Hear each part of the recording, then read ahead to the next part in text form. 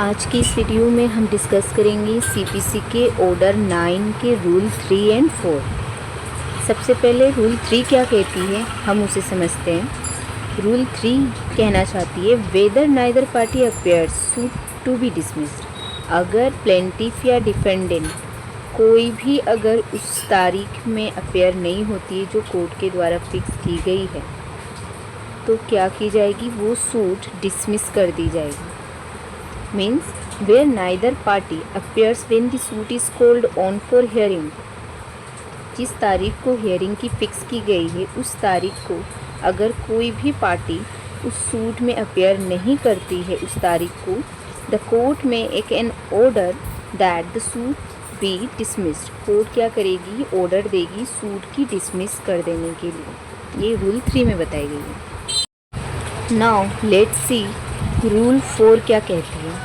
Rule 4 कहना चाहती है कि अगर प्लेंटिफ या डिफेंडेंट के अपेयर नहीं होने के वजह से सूट अगर डिसमिस हो जाती है, सूट डिसमिस हो जाती है as per rule 2 and 3 of order 9, तो प्लेंटिफ क्या करेगी, एक फ्रेश सूट फाइल कर सकती है कोर्ट में, या फिर वो उस डिसमिसल ऑर्डर को सेट असाइड करने के लिए एक एप्लीकेशन फाइल कर सकती है कि जो कोर्ट ने वो सूट की डिसमिस करने की ऑर्डर दी थी वो ऑर्डर सेट असाइड कर दी जाए कोर्ट के द्वारा।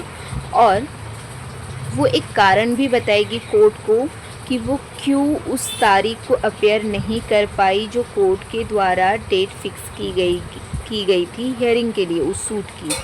ठीक है, अगर उसके कारण से सेटिस्फाई हो जाती है कोर्ट तो ही कोर्ट क्या करेगी, उसकी सूट की जो डिसमिसल की ऑर्डर थी वो सेट असाइड कर देगी।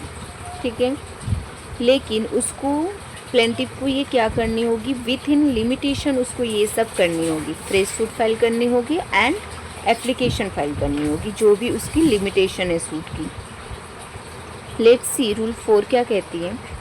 Where a suit is dismissed under rule 2 और रूल 3, अगर सूट डिसमिस हो जाती है रूल 2 एंड रूल 3 के अंतर्गत, the plaintiff may subject to the law of limitation bring a fresh suit, limitation follow करते हुए वो एक नई सूट फाइल कर सकती है, और he may apply for an order to set the dismissal aside, और ऑर्डर की सेट असाइड करने की एक एप्लीकेशन दे सकती है।